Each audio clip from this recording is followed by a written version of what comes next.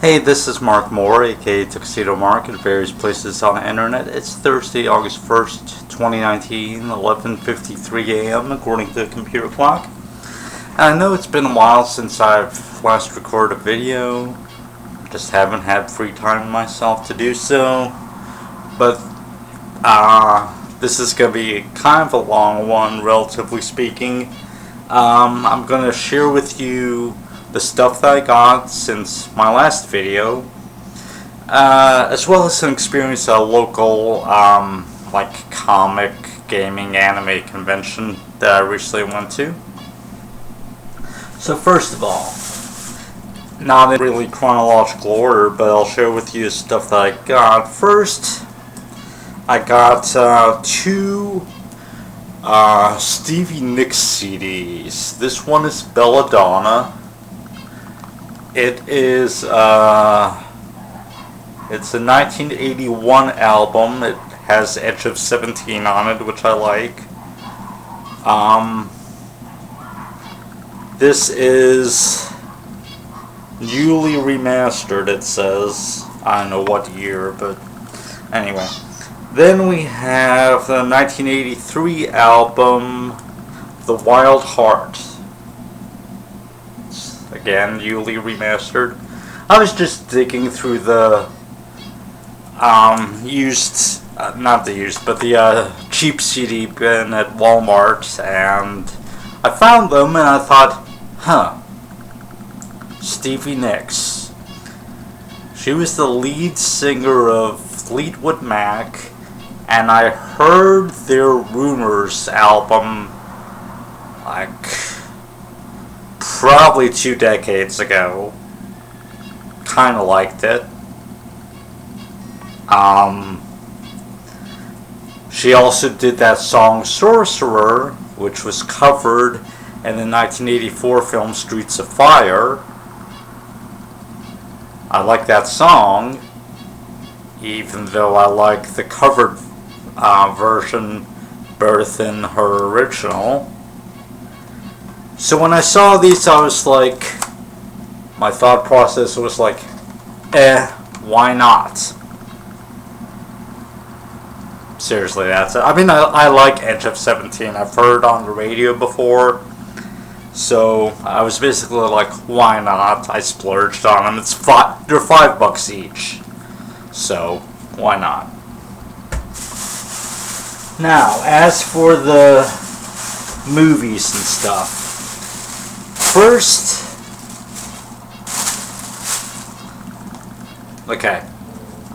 got Cinderella on Blu-ray. I actually got the 4K version because I don't need the DVD. That's a mistake I made with Bumblebee. I got the Blu-ray DVD version. I should have gotten the 4K version. I'm getting these with a view to eventually getting a 4K TV in the future. Someday. I've been looking for this on Blu-ray on Thanksgiving, whenever it would be cheap or whatever. Never found it. And I'm kind of glad that I didn't, because now I've got it on 4K. And Blu-ray, so. At the same time, funny story, at the same time as this, I got Ghost in the Shell Standalone Complex Second Gig. That's the second season of the TV series. I saw it on Blu-ray. I'm like, oh, it's on Blu-ray? Really? Because the DVD was out of print, or the DVDs, I should say.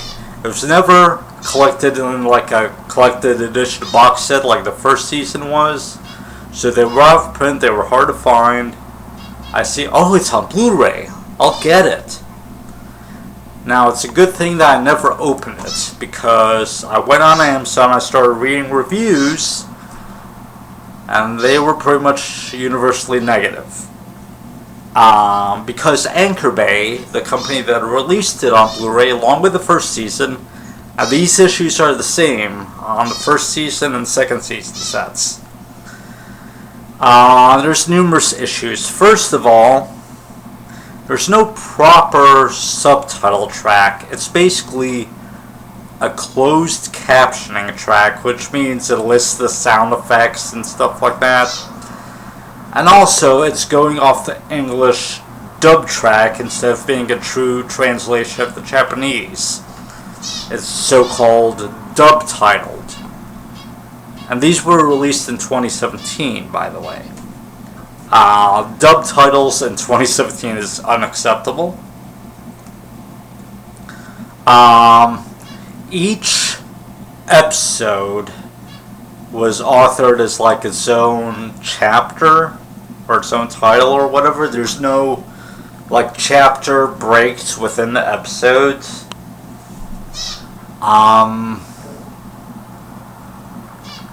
No bonus features were carried over from the DVD release. It's completely bare bones. And finally, in some portions of the English audio track, it reverts to Japanese in random spots for no apparent reason. So, without opening the set, I returned it and got a refund. So, yeah, Anchor Bay pretty much bungled highly anticipated Blu-ray releases of Ghost in the Shell standalone complex. And this is the best part. Their response to criticisms have been to block their critics on Twitter. Think about that for a moment. Alright. Moving on to other releases. Ghost in the Shell. I saw this in Steelbook form. Ghost in the Shell on Blu-ray. So I got it. I've seen this movie a bunch of times already. I've got Ghost in the Shell on DVD. Ghost in the Shell 2.0 on DVD. That's where they took it and they replaced a bunch of shots with some crappy CGI. It looks stupid, but whatever. Then I got Ghost in Shell 2.0 on Blu-ray. So, you got the crappy CGI version in high def, and they threw in the original Ghost in the Shell in standard def. Whatever. So now finally, the original Ghost in the Shell on Blu-ray.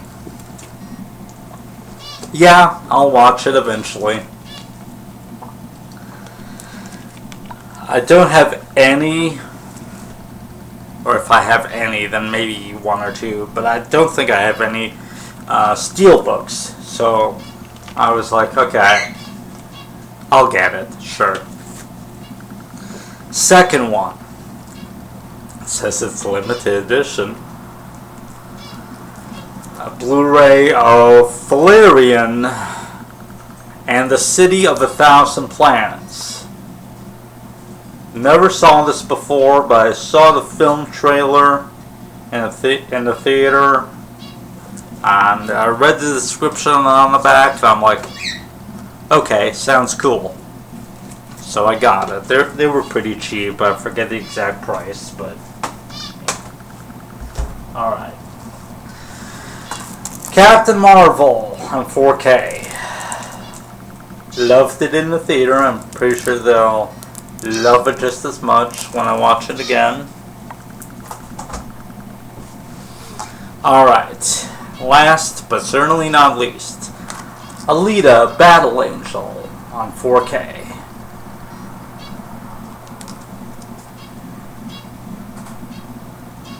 Yep. As you can tell, I love me some strong, powerful females.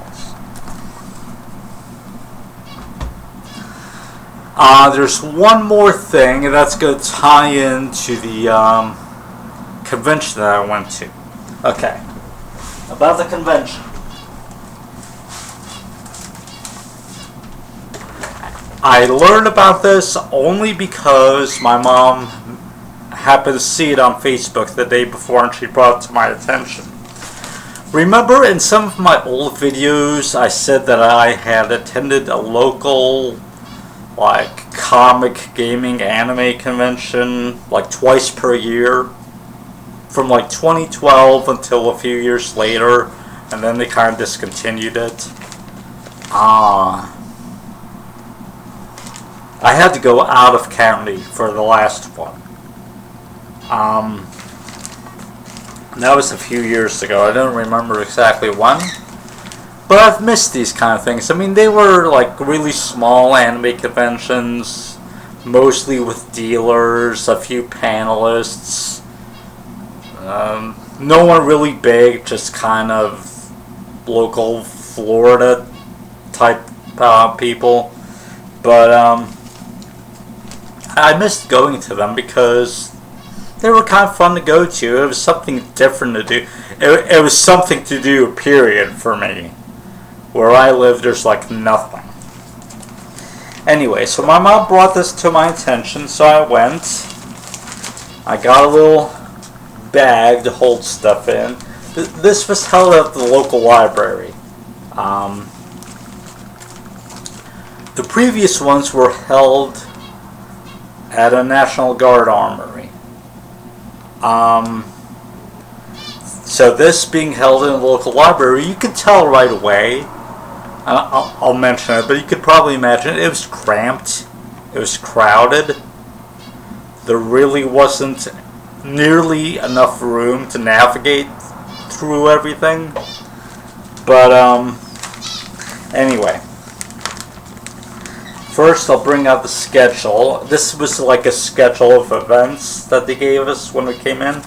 By the way, we didn't have to pay an entrance fee or bring in a can of food or whatever like we did for a previous con. And I don't think this was even organized by the same people as the previous con, but anyway. So, there was a cosplay contest. You had to sign up at the prize table. I didn't do that. I didn't even stay for the costume contest because I had work later in the day, so I missed out on that. There's a classic game arcade, a Space Invaders tournament, face painting with Annie of the 501st Legion. Okay. Geeky crafts. There was Shrinky Dinks, steampunk cuffs, and superhero cubies. Okay, whatever. This was held on Saturday, July 13th from 10 a.m. to 3 p.m. I stayed until like 12:30, so I stayed for like exactly half of it. Alright. This con, by the way, was called C4Con. It basically stands for Citrus County Comics and Cosplay Convention. So, C4Con. Alright. The panel room. There were 3 panel rooms, although I could swear there were 4 that I saw there. Maybe there were 3, I don't know. In the first panel room, there was a Poke panel presented by Pika Belchu from 10:30 a.m. to 11:30 a.m. So a half hour after the convention started, you got the first panel. Okay, here's the description. Learn all about Pokemon and the art of collecting them in this panel that will cover over 20 years of the Pokemon franchise, hosted by famous cosplayer Pika Belchu, who made it into the Guinness Book of World Records for her collection of over 21,000 Pikachu collectibles. So that was fun. I actually recognized her from the previous conventions that I went to. She has like a Pikachu themed Volkswagen Beetle. She bought the Volkswagen Beetle used, and she decorated it to look like Pikachu. It's got Pikachu's tail and stuff like that. It's got a Pokemon logo on the side. She brings it to all the conventions, And it was really neat. I saw it in the parking lot. I'm like, okay, I'm going to recognize someone from this convention.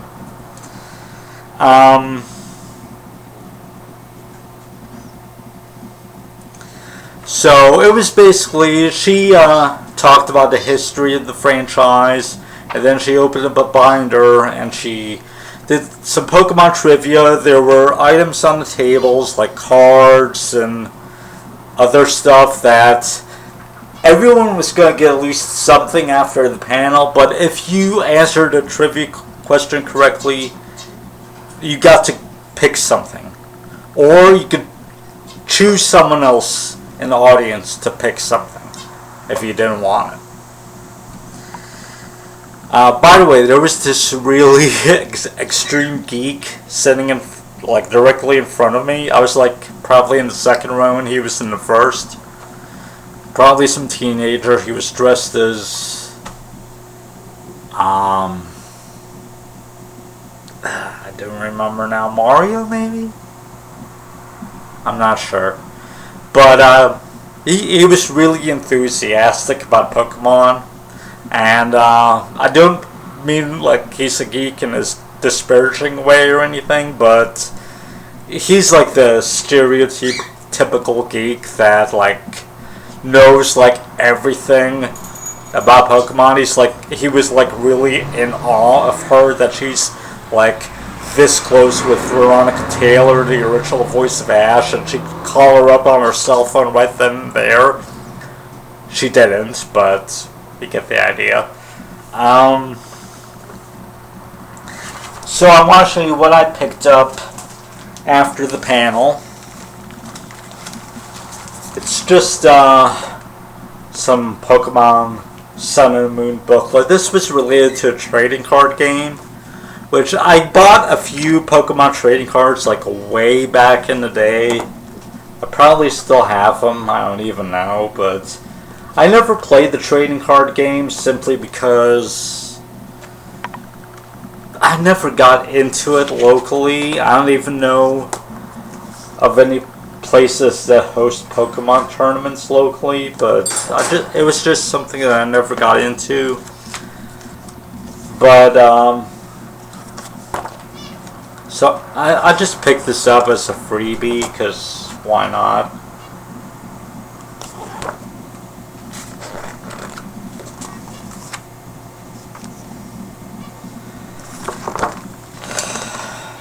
Alright, here's the back cover. Alright, so that's what I got at that panel. Oh, and also, I picked up this Pokemon Pikachu and Let's Go Pikachu and Let's Go Eevee postcard. Not gonna send it to anyone or anything, but I got it. And what else? Let's see. Oh, this is the badge that I was given when I came in. Just the general admission badge. Not sure why they gave it to anyone, since anyone could come in, but whatever.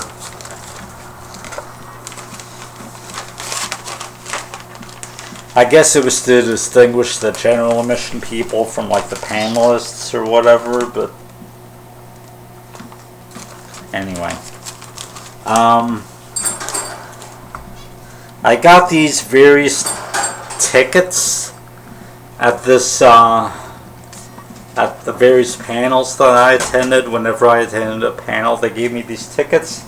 I have a feeling that it was supposed to be for like a drawing of some kind. There was a jar to stick them in by the front entrance, but I never stuck around for any drawings. I think they were supposed to happen hourly, but I'm not sure.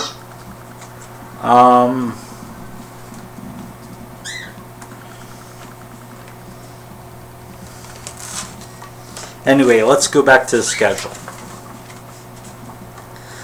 LARPing It Up.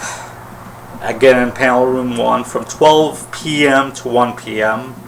This was presented by LARPers of Ravenhurst.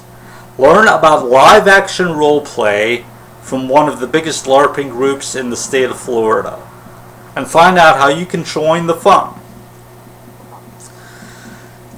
It sounded mildly interesting, but I wasn't really interested in live action roleplay, so I skipped out on it.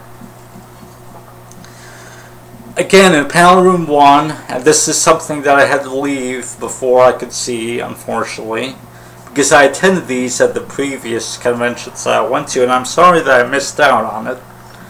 But there was a cosplay contest from 1:30 p.m. to 2:30 p.m.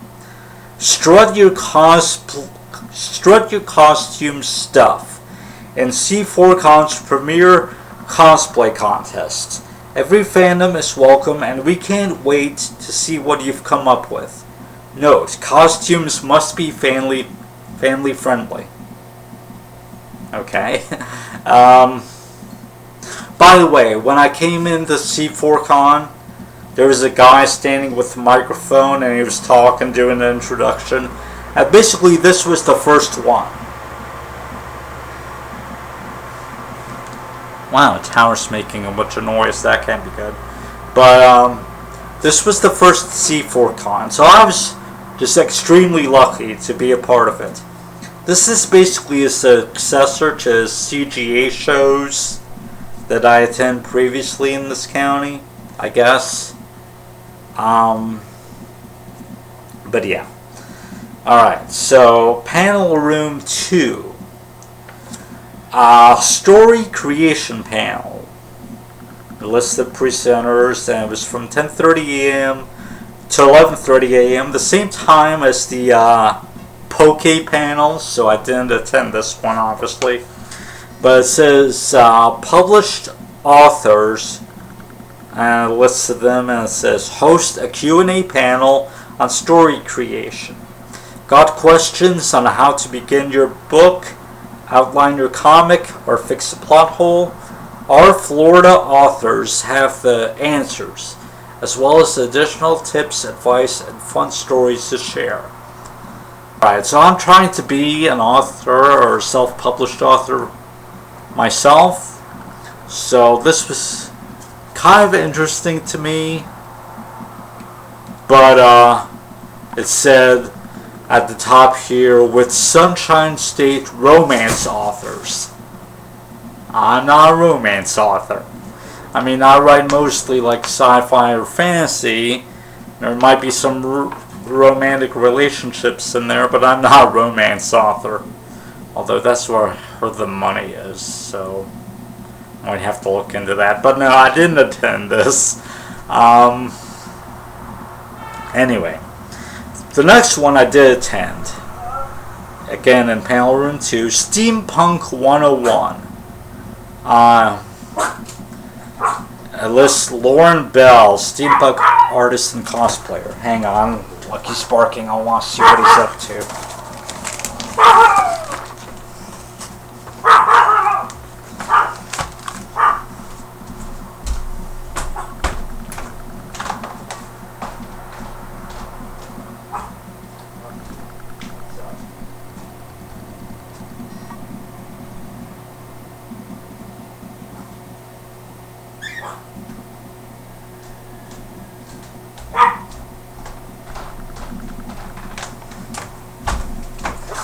Well, no one, of course.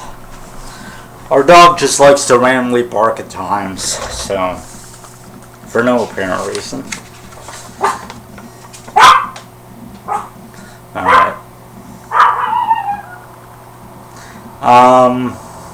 Alright, so it says, steampunk isn't all tea and gears.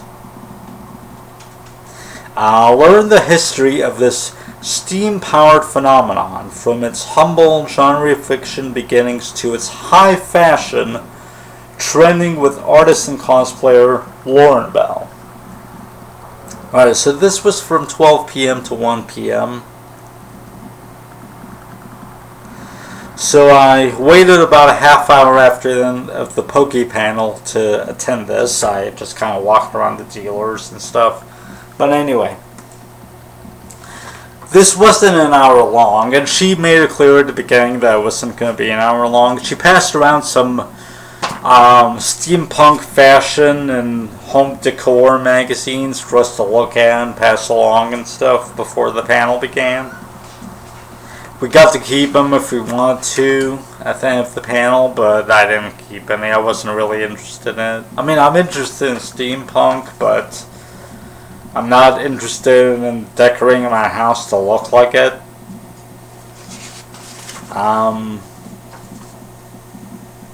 But yeah, she had like a bunny assistant, just some guy wearing a bunny costume. I forget what his name was, but yeah, anyway, it was kind of cute. I took pictures of the con, as usual. If you're wondering where my picture videos of the previous cons went to, some of them got flagged for like music, copyright, whatever, so I just took them down because better to be safe than sorry. I might upload the photos again, the photo videos again, like in a mute form, if you're interested. If you really want to see them, let me know. Anyway, the next one in panel 2, which I didn't attend, was Dungeon Mastery, presented by Evan Welshans, Dungeon Master, from 1:30 p.m. to 2:30 p.m. Our very own DM Evan will teach you how to lead your D&D party to greatness in this presentation on how to be the ultimate Dungeon Master.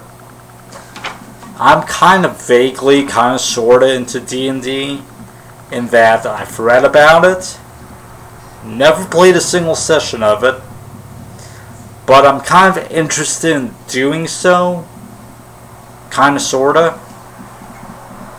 I don't know of any local D&D groups, but I'd be interested in doing it, maybe even online. But anyway, let's get to panel room 3. This one had only one event in it, oddly, which I didn't attend. Mini D&D sessions presented by Evan Welshans, Dungeon Master. Timed 10:30 a.m. to 11:30 a.m. and 12 p.m. to 1 p.m. Our very own DM Evan will teach you how to lead your D&D party to greatness in this presentation on how to be the ultimate Dungeon Master. You know, this sounds familiar.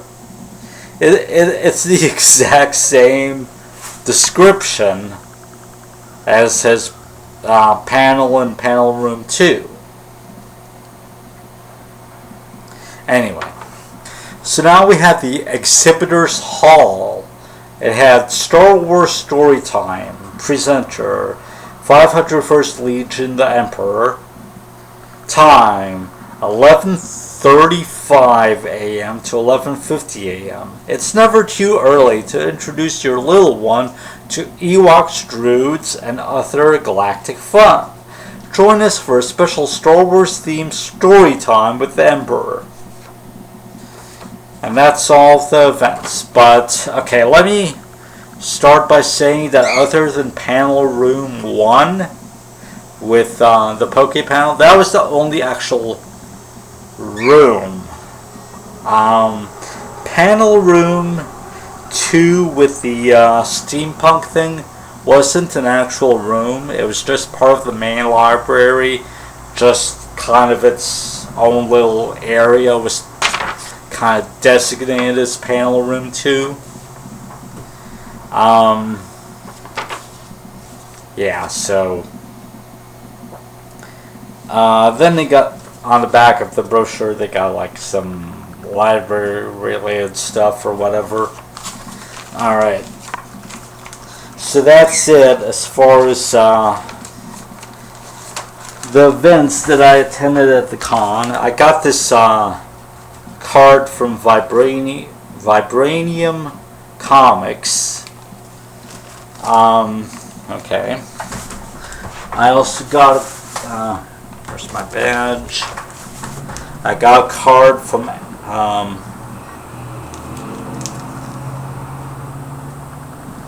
some guy. I guess he's a comic artist. Okay. Some more tickets that I never used. I wish I could have attended the cosplay contest, but I had work. I had no idea that this convention existed until day before I attended it. But it's thanks to my mom. So,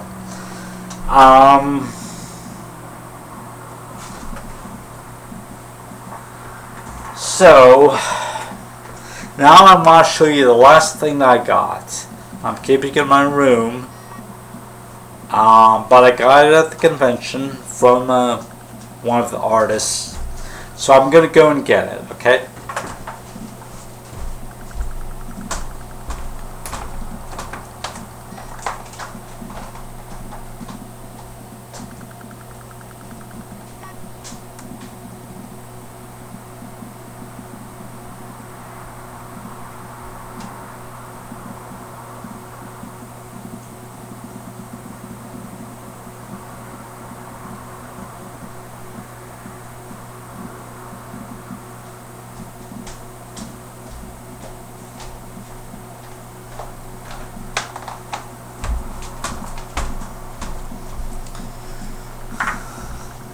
Okay, so I got this art print from a comics artist. It's Captain Marvel. Yeah. I saw this. I was like, yeah. Do you have any, please? And he's like, yeah, sure. I didn't even take it out of the bag. I'm not gonna like display it anywhere. I'm just gonna keep it and look at it every so often. But yeah, so I love Captain Marvel, so that's why I got this. And it's good to support like local artists and a local convention by, buying stuff occasionally. But anyway. So some more general feelings about the convention. It was like the previous ones, like the CGE shows, except it was more crowded, more cramped, not enough room to kind of navigate in because it was being held in the local library. But it was a lot closer to home. Not that the previous conventions were too far away from home. Usually they were in the next city, but, I think in one of the questionnaires that I filled out that I was supposed to drop into a can, it asked me if I was going to be attending the next one next year. And that kind of got me disappointed because I was thinking this is going to be only once per year? Really? Because the previous one was twice per year. Gave me something to look forward to. I did see a commercial, not a commercial, but like a half-hour TV special a few days ago for Tampa Bay Comic Con. It was supposed to be held like this weekend, I think, or at some point. I don't know. I'll have to check to see if it's passed already. But and if anyone that I'm interested in is attending as a panelist or whatever. But I like doing these kind of things. I like going down and, experiencing the local geek community. It's just that where I live, there's really not much opportunity to do so. So, but anyway, other than that, okay, I told you what I recently got. Plus, in addition, a bunch of e-comics, like all Archies, and some e-books.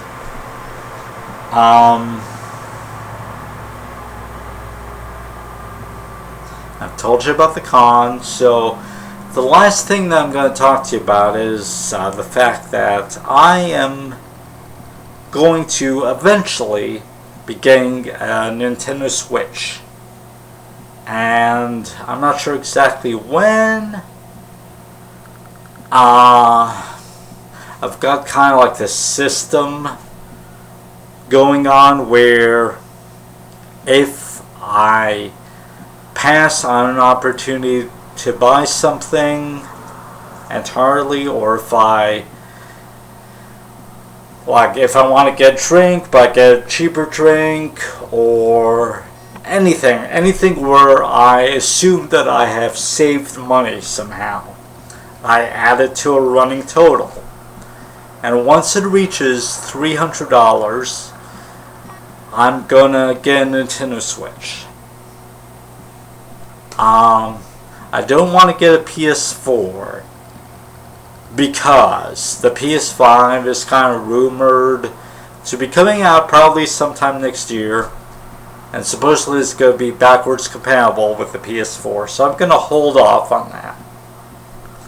Besides, my PS3 works just fine, and I still haven't gone through the games that I bought for it anyway, so but I want to get a Nintendo Switch, play some Nintendo stuff. So that's going to be coming. I've saved up like 90 something dollars of the 300 so far, and the little, calculation scheme that I've got going. And of course, obviously, I will do an unboxing of that when I eventually get it. Other than that, I don't think there's really anything else to say. I mean, I'm reading ebooks that I've bought. I'm writing fanfics. I've got a few different fanfic series in progress, and that's basically what's been going on in my life. And I'm watching stuff. I recently watched Batman Beyond, and now I found out it's coming out on Blu-ray in October, so I'll get that. I loved Batman Beyond back in the day. I was happy to finally watch the entire series straight through. And now it's coming out on Blu-ray, so I'll watch it again.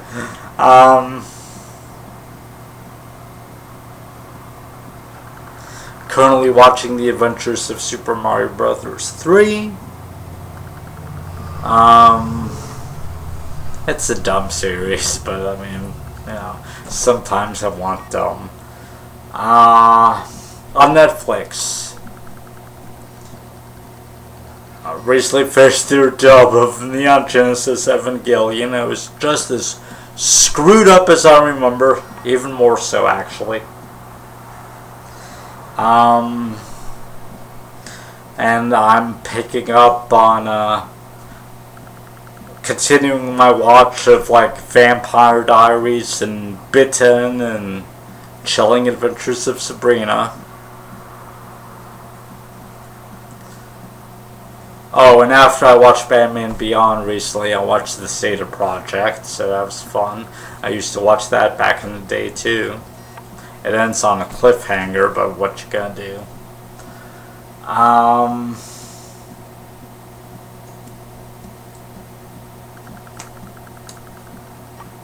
And that's it really. Anything else that I could talk about? I'm trying to get my first original novella finished. I got one chapter left or whatever. I just haven't gotten around to working on it. I'm waiting to see if someone's gonna beta read it. I asked her, she hasn't responded, but she's slow to responding to email.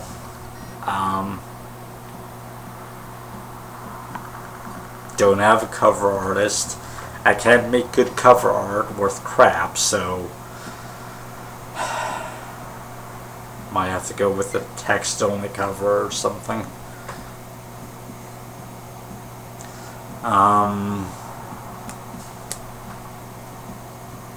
Yeah, that's it.